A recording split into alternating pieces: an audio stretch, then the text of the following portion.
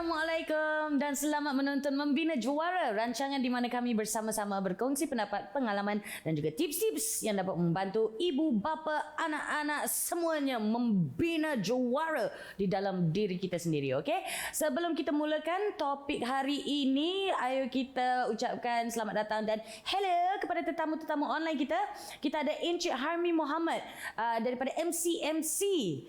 Terima kasih kerana sudi bersama kami hari ini. We also have Lucian Teo from Google. Hi Lucian. Hai. Dan juga tetamu online ibu, bapa dan remaja Puan Linda dan Atika dan Adnan. Hai Adnan. Alright. Okay, kita teruskan hari ini dengan topik melindungi remaja daripada pemangsa online. Keselamatan, keselamatan media sosial ataupun laman maya, laman internet semua. Topik hari ini sedikit sebanyak kesinambungan lah episod lepas di mana kami telah pun membincangkan dunia media sosial dan juga tingkah laku di alam maya. Hari ini kita akan mengupas dan mendalami lagi topik internet dan media sosial, khususnya bab pemangsa online. Anasir-anasir jahat yang sekadar menunggu peluang je mengambil kesempatan anak-anak dan remaja kita di alam maya. Zaman ini teknologi makin canggih. Kita semua tahu.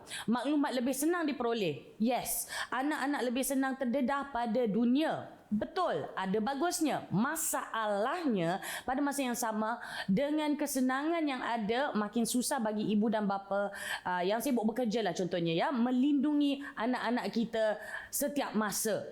Kajian menunjukkan kejadian anak-anak dijadikan target ataupun sasaran pemangsa online semakin meningkat, terutamanya melalui media sosial dan online gaming. Aduh, majoriti kes-kes tersebut pemangsa-pemangsa ini mencari mangsa dengan tujuan sexual grooming. Ya, tak selesa kita dengar, rasa janggal, rasa geli pun ada, tapi harus dibincangkan hari ini. Dan bagi membantu lagi kita, para ibu bapa, memahami lagi situasi yang kami hadapi kini, kita ada panel pakar kita hari ini iaitu Profesor Datin Dr. Mariani Makno, pakar psikologi kanak-kanak di Universiti Segi. Selamat kembali, Profesor. Terima kasih, Lia. Alright, kita akan terus, we're going to dive in straight away lah, okay? Betul. Okay. Apakah itu predator ataupun pemangsa? Predator. Kalau kita tengok cerita predator tu, dia macam rupa alien. pun tak rupa alien ni. Baik, pemangsa atau predator ni sebenarnya adalah kumpulan individu atau seorang individu yang cuba membina hubungan sosial. Ya. Dan cuba dapatkan juga hubungan emosi. Tidak lain tidak bukan ialah supaya mereka dapatkan sesuatu dari mangsa mereka, dan daripada mangsa tidak akan ada penolakan disebabkan oleh kepercayaan yang telah diberikan oleh pemangsa predator ini tadi. Jadi kalau dengan sedemikian kita tidak tahulah nama siapa jadi yang menjadi pemangsa, adakah dengan nama encik, doktor dan sebagainya itu pemangsa, kita tak tahu. Tetapi kita perlu tahu inilah dia siapa yang kita katakan predator atau pemangsa itu. Adakah itu antara sebab mereka sekarang ini makin ramai pemangsa yang mencari mangsanya online? Kalau dalam kajian yang telah dilakukan di negara barat, 500,000 menjadi mangsa kepada predator. Dan kebanyakannya ialah mereka yang berusia 12 hingga 15. Ini bukan saya cakap, ini kajian. Ya, betul-betul. Okay. Mengapa golongan ini mudah menjadi mangsa? Kerana mereka ini adalah golongan yang memang suka melibatkan diri dengan laman media ini. Mereka suka engage dengan internet. Mereka suka engage dengan, kita ada apa sekarang? Kita ada WhatsApp, kita ada WeChat, kita ada Facebook, apa lagi? And even online gaming also. Betul. Dan mengapa mereka mudah untuk mendapatkan golongan ini? Kerana golongan-golongan ini adalah mereka yang mudah dipengaruhi. Very impressionable. Jadi mereka ada peringkat-peringkat mereka bagaimana untuk mereka tarik mangsa ini ke dalam perangkap. Kita nak tahu dulu apa sebenarnya yang mereka cari. Pemangsa ni apa sebenarnya yang mereka cari? Bergantung kepada apa pemangsa mahukan.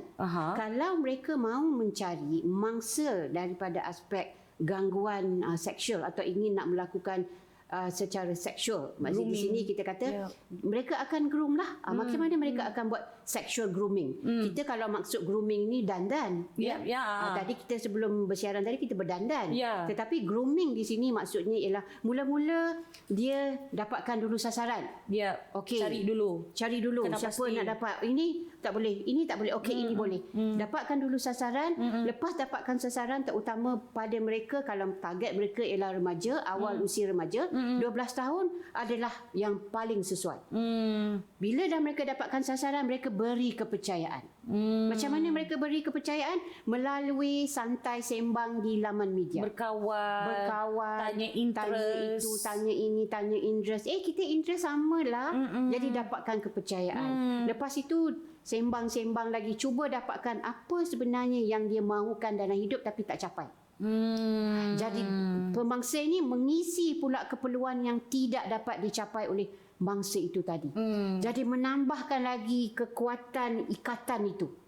Adakah tepat kalau saya katakan ia adalah sejenis brainwashing macam tu? Ya, dia sejenis brainwashing dan dalam erti kata dia adalah the great influencer. The most dangerous type the lah. most dangerous. Jadi bila dia dah dapat kepercayaan semuanya, maka dia akan lakukanlah apa yang kita katakan dia mula mengasingkan pengasingan mangsa. Pengasingan ni maksudnya ialah nanti kalau ada apa-apa tak payahlah bagi tahu parents. Ada juga yang saya pernah baca yang dia alienate. Maksudnya dia akan menjadikan semua yang sekeliling dia tu, mangsa dia tu jahat. I seorang je yang faham baik. you. I seorang yang baik. Yang lain semua jahat. Daripada situlah dia akan lihat gelagat tingkah laku mangsa tadi.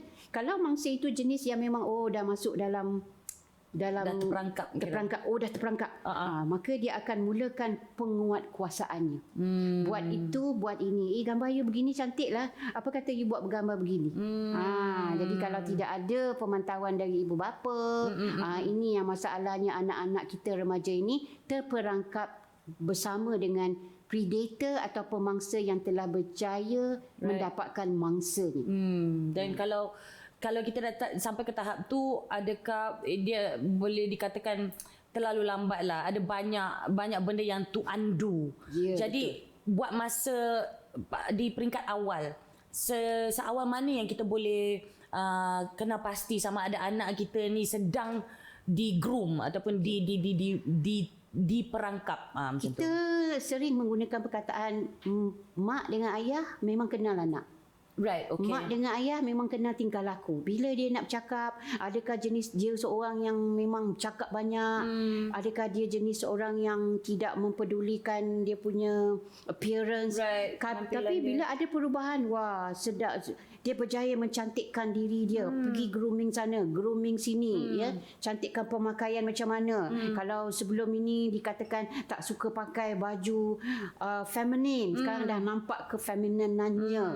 Jadi bila berlaku perubahan itu, tutur kata pun dah berubah. Ini yang perlu dikenal pasti oleh mak ayah. Jangan hanya melihat dia riang. Anak kita ni dah riang lah dulu. Tidak macam tu. Tidak. Kita perlu sentiasa berwaspada. Terutama kalau diperhatikan anak ini di tangan sentiasa ada gadget tersebut. Kadang-kadang senyum seorang-seorang. Kadang-kadang marah. Yes. Okey, itu lagi satu sebab ada juga ibu bapa yang macam contohnya kalau saya lah kan, saya ibu, saya risau lah dia macam lain je.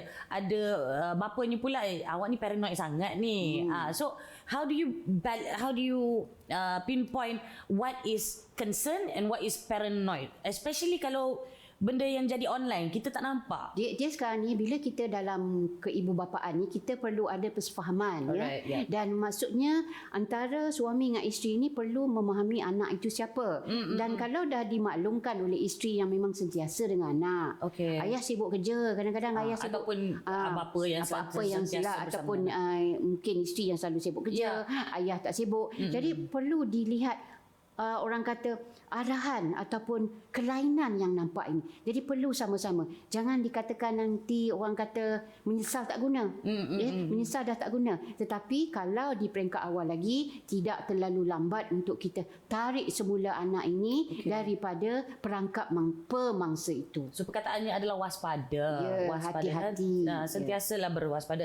Kita risau bila anak kita mula lintas jalan, ini kan lagi benda perkara yang sangat-sangat serius seperti ini. So antaranya apakah yang ada di alam media dan juga media sosial yang harus kita awasilah. Kalau ini Apa yang kita harus awasi adalah kita tahu bahawa yang negatif ni kita tahu ialah elemen keganasan, elemen seksual. Right. Dan bila saya kata elemen keganasan, elemen seksual bukan setakat tontonan filem-filem tetapi juga tutur kata, influencer yang banyak menarik kepada elemen-elemen lucah. Ini berlaku di mana-mana, malah di negara kita juga berlaku.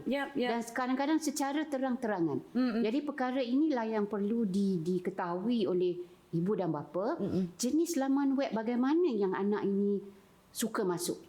Jadi dengan kata lain, kalau boleh kita sama-sama tahu Lia sekarang ni laman web apa ni mama nak tahulah. Okey. Gitu ya. So it's the same approach lah kan. Betul. Maksudnya kita sama-sama ambil tahu, beri perhatian sebab kadang-kadang anak-anak ni dia nak perhatian. Dia perhatian yang tanya satu soalan pun dah cukup. Kita jangan anggap dia sekarang ni kat rumah layari internet. Tidak. Makin lama makin banyak dia layari internet, tambah lagi dalam bilik yang tak pernah keluar-keluar. Itu yang boleh membimbangkan. Dan kadang-kadang kalau kita takut tadi Lia sebut anak melintas jalan, ketakutan itu patut disamakan dengan mereka layari internet yang kita sendiri tidak tahu apa yang mereka layari. Jadi yang lucah, yang ganas, yang elemen-elemen yang boleh mempengaruhi minda mereka. Dalam keadaan sekarang ini mereka nak cari orang kata pengaruh-pengaruh. Kerana itulah kita ada influencer, kita ada predator. Ada influencer yang baik. Betul. Dia dah jadi macam sekarang ni, if I don't get attention daripada ibu dan bapa, I carilah attention dari online kawan. You know what I mean? So itu ada membahayakan juga. Ada juga konten yang saya perasan yang diorang tak sedar, anak muda, remaja tak sedar baru jumpa dunia luar. So kontennya sebenarnya kalau kita tengok hanyalah seorang orang biasa tengah main game kononnya. Kadang-kadang konten itu dia macam dia bukan seperti yang dilihat. Dia menggunakan game. Tapi selepas game, di celah-celah game itu ada benda lain. Cara dia bercakap atau apa pendapat dia, semua tu dia akan sedikit sebanyak efek jugalah kepada anak-anak. Alright. Terima kasih banyak-banyak Prof. Kita akan berehat seketika, tetapi bila kita kembali nanti, kita akan ketahui kenapa, macam mana nak membendung masalah itu. Sebentar saja lagi kembali bersama Membina Juara.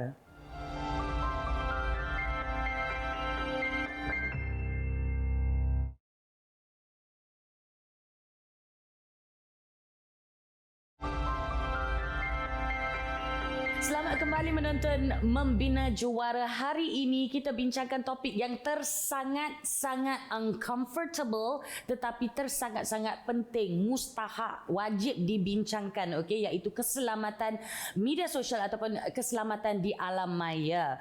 Jadi kita ada wakil daripada MCMC, Head of Network Security Malaysian Communications and Multimedia Commission of MCMC, iaitu Encik Harmi Muhammad. Halo Encik Harmi.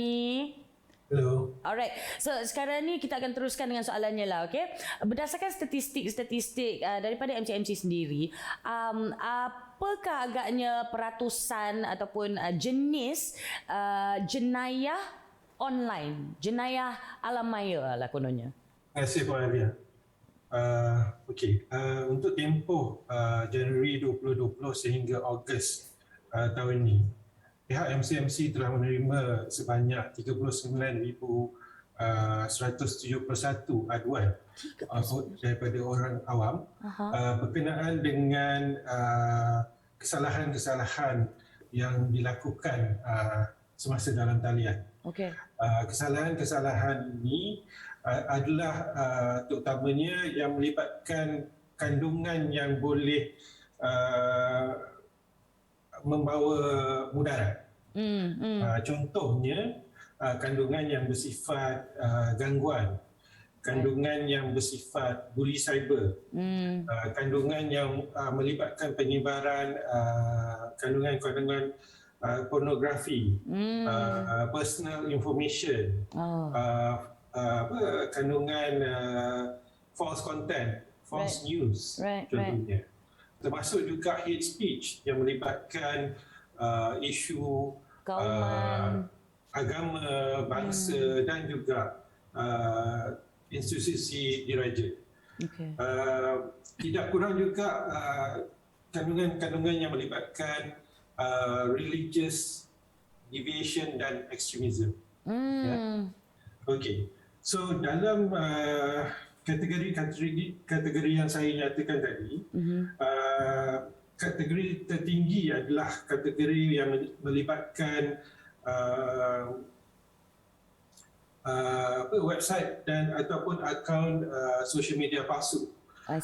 Sebanyak 43%, gangguan melibatkan 21%, penipuan 19% dan akhir sekali pengudaman sebanyak 17%. Ya.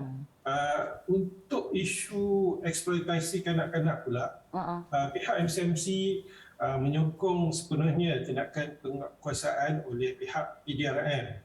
Kami bekerjasama dengan bahagian siasatan seksual wanita dan kanak-kanak pihak PDRM. Antara kerjasama yang kami lakukan adalah termasuk menyalurkan aduan-aduan yang diterima oleh pihak MCMC yang berkaitan dengan eksploitasi kanak-kanak kepada pihak polis. Kami juga menyediakan bantuan teknikal, terutamanya dalam menjalankan siasatan, di mana pihak MCMC menyediakan bantuan forensik digital dan juga untuk mendapatkan maklumat yang boleh membantu siasatan yang dilakukan oleh pihak polis. Kita biasa dengar prevention is better than crime lah kan. So terima kasih atas usaha antara MCMC dan juga PDRM. Tapi sebelum kita sampai ke tahap itu, sebelum kita sampai ke tahap yang kita terpaksa nak mengadu, buat aduan yang official kan, channel apa yang biasanya berlaku di laman web tertentu ke ataupun yang biasa kita guna? Okey, pada kebiasaannya aduan yang diterima adalah melibatkan perkhidmatan messaging. Contohnya WhatsApp. Contohnya dan social media termasuklah Facebook contohnya dan juga Instagram. Mana kandungan-kandungan yang bersifat kadang-kadang bully cyber, penyebaran gambar-gambar yang tidak patutnya disebarkan, turut disebarkan melalui aplikasi tersebutlah. Macam mana pula dengan ibu bapa yang mungkin tidak begitu ketahui ataupun they're not aware about dangers online, mengenai perkara-perkara yang bahaya seperti ini, pentingnya keselamatan atas talian. Kalau ikutkan MCMC, ada tak data yang menunjukkan tahap awareness ibu bapa di Malaysia ni?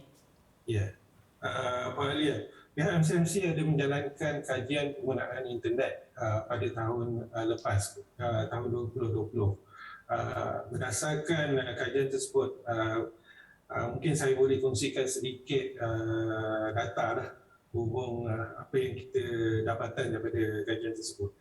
Okey, sebanyak 50% ibu bapa dan penjaga berbincang dengan anak-anak mereka mengenai keselamatan semasa dalam talian, berbanding 71.1% pada 2018. Maknanya ada penurunan lah dari segi perbincangan di antara ibu bapa dan kanak-kanak.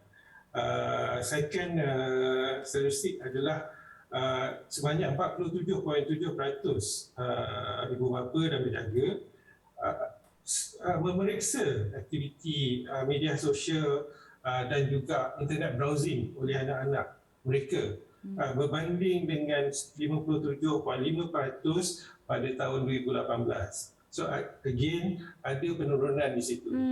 Yang ketiga, sebanyak 53.3% ibu bapa dan penjaga ada kesedaran mengenai aplikasi kawalan ibu bapa. Okay. Berbanding dengan 62.4% pada 2018. Okay. Dan daripada jumlah tersebut hanya 34.4% daripada ibu bapa ataupun penjaga tersebut yang menggunakan aplikasi kawalan ibu bapa ni terhadap anak-anak mereka ketika anak-anak mereka menggunakan internet. So terdapat penurunan lah daripada dari segi kesedaran dan juga perhatian ibu bapa dan penjaga pada aktiviti internet oleh anak-anak mereka lah. Okey, itu ada sedikit merisaukan juga. Tahap kesedaran itu kan lagi-lagi lah dengan kebelakangan ini di mana anak-anak lebih meluangkan masa menggunakan internet, depan skrin dan segala bagai. Ibu bapa pun kot pada masa yang sama banyak menghabiskan masa on the internet, so tak sempat nak check on the children kan. So harap-harap ibu bapa yang sedang menonton, saya sendiri juga diberi peringatan di sini ya, jangan sesekali tertinggal. Kena harus sentiasa mengawasi ataupun check up on them lah kan. Saya ada baca mengenai program Klik dengan Bijak, program MCMC. Adakah itu satu usaha MCMC untuk kira membendung kejadian sexual predator ataupun online predator menjadikan siapa-siapa mangsa mereka? Ya. Memang pihak MCMC menjalankan aktiviti awareness program lah untuk tujuan ini. Kerana kita mendapati bahawa sebanyak 56.3% kanak-kanak yang mengakses internet ni actually own the devices. Diorang sendiri, diorang tak gunakan ibu bapa, diorang dah sendiri, peranti-peranti yang digunakan untuk akses internet ni. Jadi mungkin antara sebab kenapa penjaga tak check, sebab benda tu dah anak-anak tu sendiri yang own. So memang pihak MCMC meneruskan aktiviti awareness tersebut, terutamanya dalam mengingatkan semua pengguna internet agar tidak berkongsi maklumat mereka ketika dalam media sosial. Tidak terlalu berkongsi, overshare information tu. Ya, kita boleh kongsikan sedikit maklumat, tapi janganlah setiap makan ambil gambar, minum ambil gambar, semua alamat rumah pergi mana ambil gambar. Sudah itu boleh memberikan maklumat kepada sesiapa yang memerhati lah. Terutamanya ada online predators tadi tu. Dia boleh gunakan maklumat tersebut untuk tujuan seperti yang cakap tadi, sexual grooming contohnya. Okey. So tujuan utama, objektif utama program-program awareness yang telah dijalankan tu adalah untuk meningkatkan resilience pengguna-pengguna internet dan juga new media di Malaysia. Selain juga program tersebut juga menggalakkan penggunaan aplikasi kawalan ibu bapa lah. Selain daripada program Klik dengan Bijak tadi, Puan Alia, pihak MCMC juga mengambil tindakan untuk menyekat akses kepada kandungan-kandungan yang berbahaya ini. Contohnya dengan kerjasama pihak PDRM, pihak MCMC telah menyekat akses kepada 407 laman web yang mengandungi kandungan pornografi kanak-kanak daripada tahun 2015 hingga Ogos 2021. Itu adalah kandungan pornografi kanak-kanak tindakan untuk menyediakan akses juga turut diambil kepada kandungan-kandungan yang melibatkan berita palsu, gangguan, bully cyber dan sebagainya. Selain daripada itu, pihak SMC juga bekerjasama dengan social media platform providers juga, termasuklah Facebook, pihak Google, dalam memastikan platform-platform mereka selamat untuk digunakan oleh pengguna di Malaysia lah. Kira dah membantu sedikit sebanyak juga untuk menapis lah. Okay. Alright. Very quickly, kita akan berehat seketika. Tapi very quickly sebelum kita berehat, andai kata kita mendapati anak kita antara mangsa predator-predator atas talian ni, pemangsa atas talian ini, di mana dan ke mana harus kita mencari ataupun mengadu? PDRM, MCMC, is there a fast hotline that we can get to? Saya nak sarankan kepada orang awam untuk membuat laporan kepada pihak polis lah. Okay. Supaya tindakan dapat diambil dengan cepat. Orang awam juga boleh menyalurkan aduan tersebut pada pihak persepsi, tapi yang kita akan lakukan seperti mana yang saya maklumkan tadi, kami akan menyalurkan balik kepada pihak PDRM. Jadi lebih cepat untuk diadukan kepada pihak PDRM.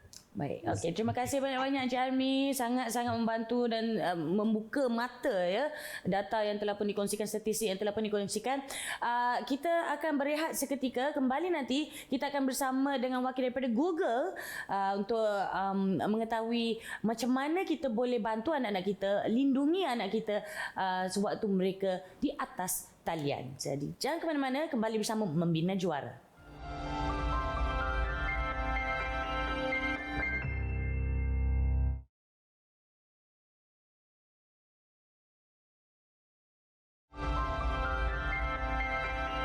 Selamat kembali menonton Membina Juara. Hari ini topik yang sangat-sangat penting untuk kami semua ketahui dan sedar akan wujudnya bahaya-bahaya di atas talian, ataupun topik kita hari ini, keselamatan atas talian, khususnya untuk anak-anak kita, anak-anak remaja kita ya.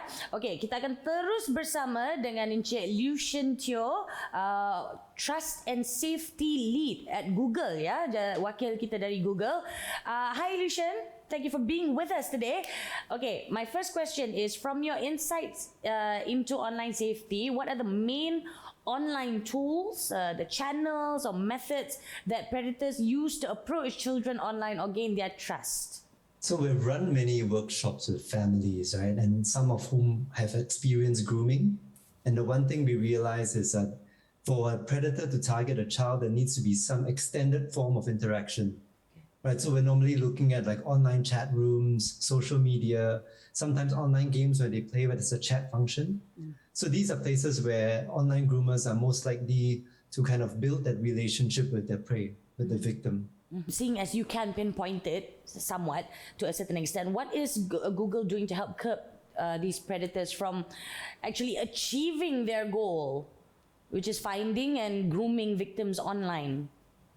Well, I mean, we're taking a few approaches here, one of which is we build products that are safe. So for example, YouTube has a comments function, right? So there is some interaction there. So what we did is a few years ago, we launched YouTube Kids. So it's a child-friendly version of the YouTube app, which the children don't have the chat function, they don't have the live chat, they don't have the comments, and then parents also have the tools like how long you want your child to be able to watch videos, which videos you allow them to watch. You can even choose like if you only want them to have 10 videos, these are the 10 videos you can watch, and that's it. So the tool allows the parent to have a lot more control, and that's how we're building in the product.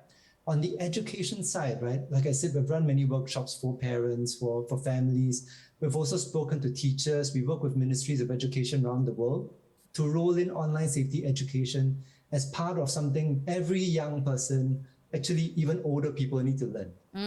Right? So just now I remember Encik Harmi talked about oversharing. This is one thing which we really want to get our children to learn. Don't share information about yourself online, because that's where it starts. When you tell people I'm this age or I'm this gender, that's where people start to target you. You don't need to do that. You can play a game, you can have fun with people, but you don't have to tell people more about yourself than you need to. So these are things that we're trying to build into our young people. That is good. The raising of the awareness is good. And you mentioned something about antara usahanya adalah YouTube Kids kan, for YouTube for Kids. Di mana YouTube Kids ni kalau anda tidak tahu, dia lebih terkawal. Maknanya ibu bapa boleh setkan beberapa settings untuk pastikan video yang mereka tekan ataupun pilih sesuai. Kalau nak pergi browse pun tak boleh lebih daripada apa yang kita set. But Lucian, okay, this is for children, right? Children would be great, but we're talking about teens here, and they are, I don't know whether it's just Malaysian teens, but you know, they're very smart and they're very clever and they know how to get out of it. My 6-year-old boy knows how to get out of it. Do you know what I mean? They're really quick. So how do we, aside from the awareness, how do we ensure that they don't, you know, like get out of it? So one of the things we've announced very recently is supervised experiences over YouTube. So this is targeted at teens. Okay. Right, you are totally right. The children are very clever. They get bored very fast. If you give them something that is not the full experience, they always want to ask. I see my older sibling, right, have something bigger. I want the big one. I don't want the children one. You know, so we see that as well. What supervised experience does, it gives the parent a bit of control over the teenagers' account and experience. You know, how they experience things online. You do things like you can have access to the history of the things that they watch and things that they surf. You know, they can download Family Link, where you can also have a control over the devices of the child.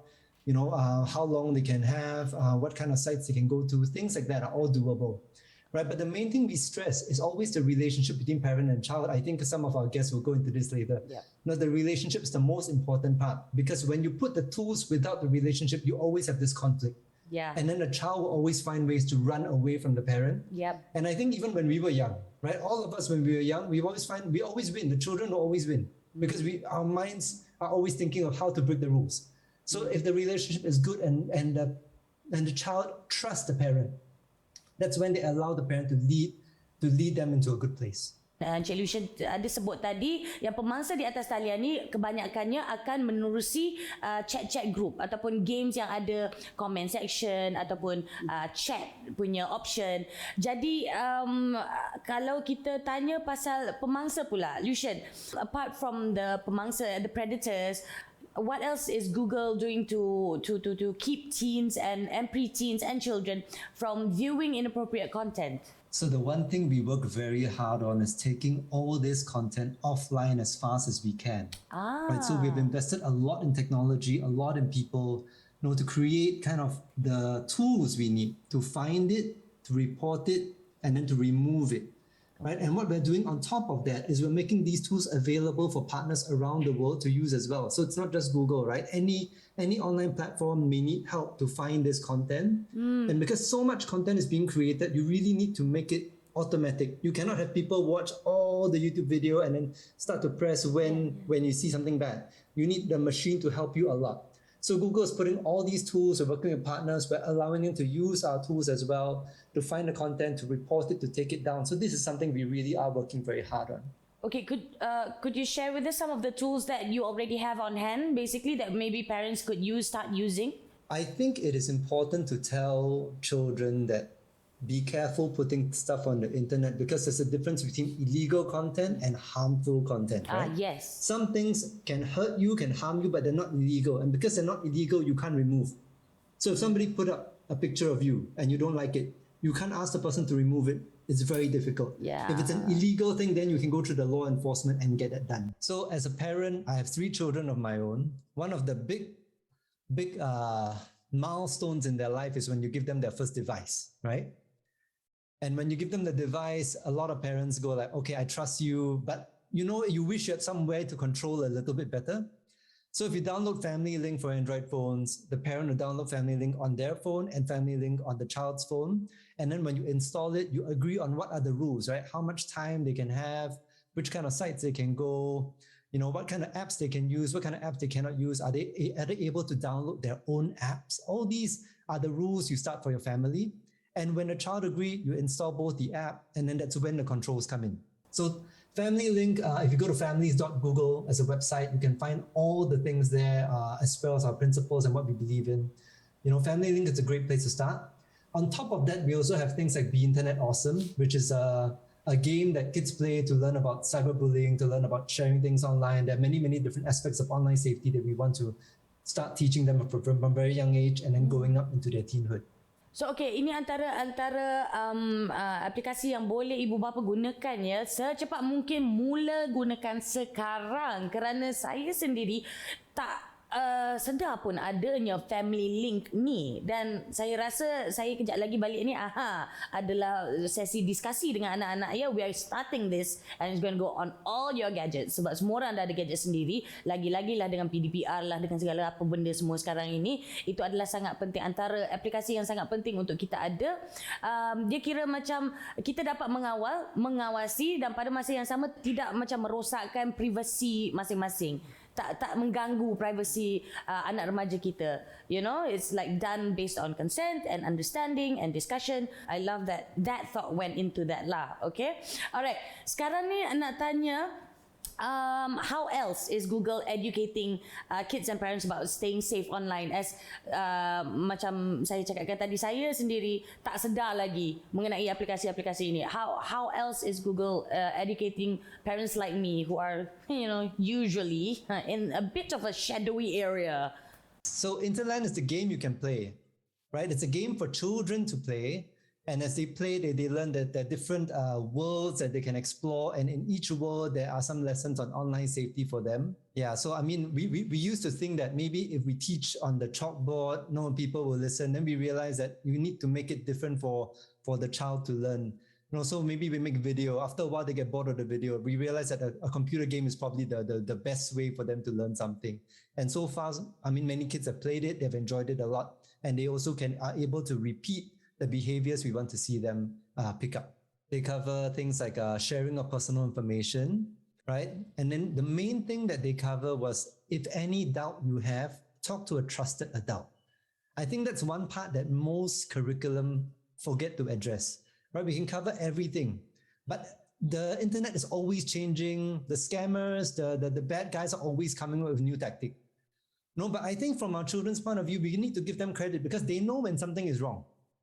They know when they have conversation, something is wrong, and we want to tell them the moment you feel that, go to your parent, go to a teacher, go to somebody you trust and tell them what's happening so that the parent can help you. Trust your instincts lah, kids, right? Yeah, dan ibu bapa pun saya rasa antara perkara yang kita harus ingat juga adalah ibu bapa kita adalah manusia yang paling dipercayai anak-anak kita, ya.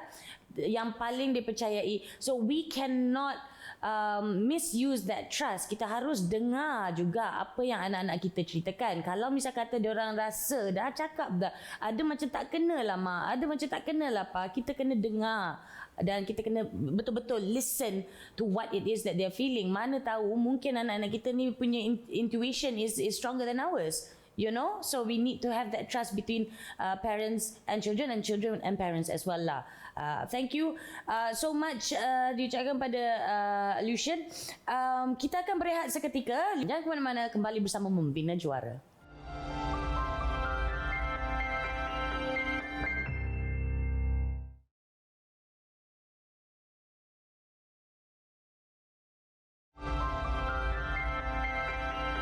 Selamat kembali menonton Membina Juara. Hari ini topik kita mengenai keselamatan di alam maya dan juga media sosial. Panel pakar kita hari ini ada 3 orang. Kita ada Profesor Mariani kita juga ada wakil daripada Google iaitu Encik Lucian, dan juga wakil daripada MC Encik Harmi yang masih lagi di atas talian. Okay?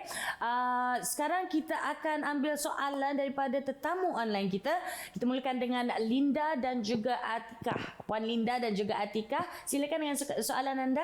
Okey, macam saya ada anak teenage, so nak tahu, let's say kita dah nampak dia dah start macam berkomunikasi, menyendiri, so how kita nak tarik dia daripada communication tu, daripada the other person trigger yang kita tengah ambilkan dia. And then another soalan is which kalau dah kita nak report pada PDRM. So selepas report PDRM, perlukah kita report semula kepada MC untuk situasi macam ni? Kita mulakan dengan macam mana kita nak bawa anak kita balik.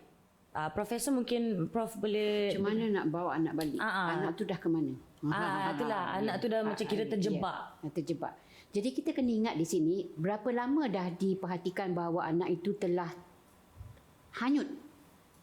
Perkataan hanyut. Adakah sebulan, adakah 2 bulan, adakah 3 bulan? Kalau dalam waktu yang terdekat, mungkin dalam masa sebulan 2 tu, kalau masa tu saya ambil sebulan ajalah. Okay. Dalam masa sebulan, bayangkan kalau dia hari-hari berkomunikasi. Satu hari tu ambil berapa jam. Jadi di sini dikatakan intimasi itu dah tebal. Okey. Jadi bayangkan bahawa ibu ini nak menarik semula anak itu tadi daripada pegangan orang di sebelah sana. Jadi berlakulah tarik-menarik di sini. Yep. Tetapi sebagai ibu yang memang memahami anak ini, apa kekurangan dia, apa kekuatan dia, dan ibu bapa juga perlu reflect pada diri sendiri juga. Okey. Adakah selama ini mak dah berikan sepenuh perhatian atau tidak? Jadi apabila nak tarik tu, pastikan bahawa dia apa yang kita bincang tadi. Okay. You have to talk about it, Right. teach something which is very useful, Yep. and then tell them, kalau macam ni kita rasa kalau begini caranya, banyak lagi contoh-contoh di luar sana, dan tunjukkan evidence kita di dada akhwam begitu banyak sekali. Ini bahaya, ini baik. Dan kita dah ada bukti-bukti di media cetak. Kita banyak bukti-bukti mengatakan ini telah terjebak, ini telah terlanjur, ini telah berlaku, benda-benda yang bukan-bukan. Jadi kita tunjukkan bukti itu, dan apabila kita tarik, maknanya kita minta anak itu berurusan dengan yang di sebelah sana itu dengan perkataan yang tidak menyakitkan. Yang ini penting. Kerana kalau berlaku perkara yang menyakitkan di sebelah tembok sana, maka dia akan menukar pula topingnya. Mungkin dengan cara lain juga. Jadi perkara ini sangat penting sebab ini melibatkan emosi manusia. Anak telah ditarik dengan begitu baik, kemudian nak diambil semula. Jadi itu perkara yang amat sukar, tetapi saya percaya sebagai ibu bapa dia akan dapat melakukan perkara itu dengan baik. Yang penting pastikan emosi masing-masing tidak tercalar. Kita sedikit sebanyak kena juga menjaga emosi pemangsa itu kerana pada waktu itu kita tak tahu berapa banyak informasi ataupun maklumat yang telah pun dikongsi. Oversharing kata Encik Harmi tadi kan, yang telah pun di overshare dengan pemangsa, dan itu kalau ada pemangsa tu marah, macam-macam boleh jadi. So we're going to minimize that. Dengan cara yang lembut lah, katakan cara dia lembut juga, kena juga berlembut dengan pemangsa juga. Very quickly Encik Harmi nak jawab soalan Puan Linda tadi, selepas buat laporan kepada PDRM, adakah kita akan harus teruskan buat laporan dengan MC juga ataupun tidak perlu?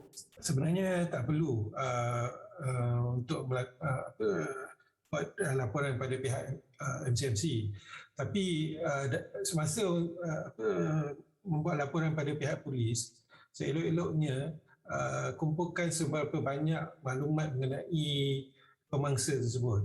Contohnya kalau ada nombor telefon, kalau ada akaun media sosial yang tertentu, termasuk juga bentuk-bentuk komunikasi itu sendiri. The content of the communication, so that bila laporan ini dibuat kepada pihak polis mempunyai banyak bukti ataupun leads untuk mendapatkan suspek dalam kes tersebut lah. Okey, terima kasih Encik Harmi. Jadi dia berbalik juga kepada cara itulah, kita masih lagi kena juga macam kira berbaik dengan pemangsa tersebut hanya untuk dapatkan bukti yang diperlukan. You know what I mean? Like macam kalau misal kata dia sendiri nak bagi tahu di alamat dia, lagi bagus, senang untuk polis. Okey, kita akan teruskan dengan soalan daripada Adnan. Okey? Okay, thank you. So my question is, bagaimana remaja hendak tahu adakah kawan alam maya ini kawan yang betul atau bukan, predator or normal person? Sebenarnya soalan ini boleh kita tanya kepada Encik Lucian actually. Is there a way for us to know that whoever it is that we're communicating with is actually who he is or who she claims to be? I think this is something really difficult on the internet because you can't tell, right? Yeah. If they send you a photo, whether the photo is the real person, you Yeah. don't know. If they type and they tell you, oh, I'm so old and I'm 20 years old or I'm 16 years old, you can't tell also. Yeah. So I think this is one thing that's very difficult. So I mean, I would encourage young people, if you want to just play games, but then the personal relationship, maybe stick to the people that are around you that you know, and then build those relationships over time. I see. Okay, thank you Lucian. Jadi kalau yalah betul juga kata Lucian, sebenarnya kita tak tahu, kita tak akan boleh tahu sebenarnya satu sama ada niat dia, lagi satu adalah sama ada dia bohong ke, dia berterus terang ke tidak.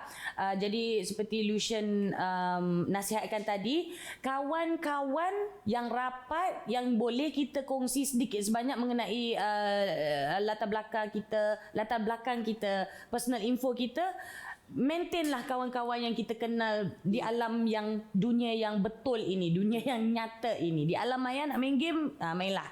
Tak payahlah nak kongsi emosi segala bagai sangat kan. Alright.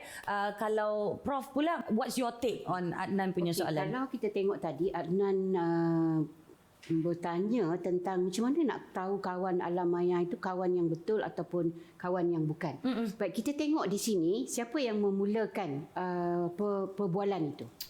Siapa yang menjemput dulu? Right. Adakah kita ni orang kita handpick ataupun okey, I suka you berkenalan, nak berkenalan dah. Yang ini dah jadi satu indikator. Okey, Ya? okey. Dah jadi satu orang kata cara macam mana kita nak kenal pasti. Dan kalau anak itu dah rasa ada deria mengatakan oh ini benda ni yang tak betul, cepat-cepat maklumkan kepada ibu atau bapa. Dan di sinilah ibu bapa main peranan penting.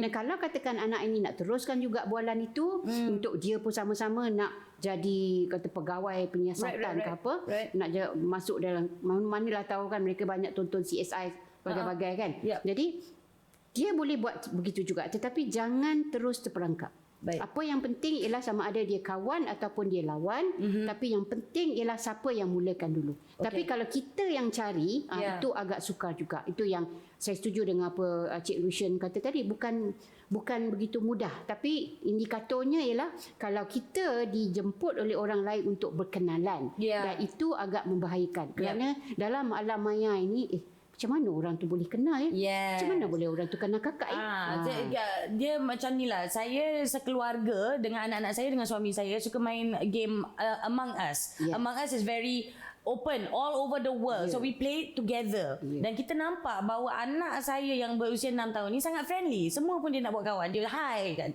Hi black colour, hi orange colour, hi green colour. Tapi itu dalam sekumpulan.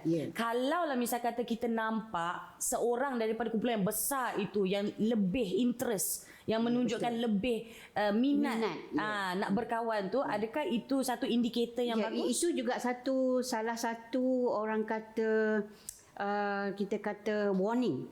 Okey. Kalau kita kata red flag di situ. Baru nak cakap. Red flag tak, oh kenapa pula dia ada minat ni sedangkan adik ni 6 tahun saja. Lainlah kalau dikatakan bahawa anak kita ini memang dah ramai-ramai dah suka-suka, tetapi pastikan bahawa kalau kita kata persahabatan itu berpanjangan, tidak ada putusnya dan sebagainya, keep on going relationship tu, itu juga perlu dipantau sebagai satu warning bahawa kita bimbang tentang ini mungkin akan datang menjadi predator. Sebab kita kena ingat predator ni dia ada sasaran-sasaran dia. Dan dia akan mengambil masa tu. Dia akan put in that work. Dia akan ambil masa untuk berkenalan. Okay, I'm just going to recap sedikit sebanyak lah. Okay, kalau dari pihak Google ada sahaja aplikasi-aplikasi yang boleh anda gunakan untuk sedikit sebanyak meningkatkan tahap keselamatan dan juga kepercayaan antara anak-anak remaja dan ibu bapa, seperti Family Link dan juga Interland bagi anak-anak yang lebih muda, dan juga daripada pihak Encik Harmi, MC juga, jangan lupa kalau misal kata anda rasa anda sendiri ataupun sesiapa sahaja di bawah jagaan anda ataupun rakan-rakan terbaik anda sedang mengalami masalah di atas talian, gangguan sexual grooming, harassment ataupun cyberbullying bullying.